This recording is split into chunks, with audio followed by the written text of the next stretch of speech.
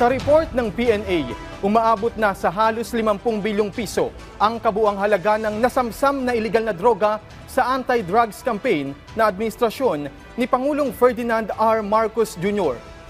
Batay sa datos ng Philippine Drug Enforcement Agency o PDEA, simula noong July 2022 hanggang September 30 ngayong taon ay umabot na sa 49.82 billion pesos na halaga ng iligal na droga ang nakumpiska ng pamahalaan. Kabilang dito ang 6,481.16 na kilo ng shabu, 75.69 kilos ng cocaine, mahigit 100 at 15,000 piraso ng ecstasy tablets at mahigit 5,600 kilo ng marijuana.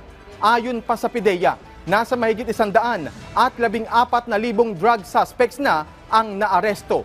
Kabilang ang 7,364 na high-value targets sa mahigit 84,000 operasyon na isinagawa sa buong bansa.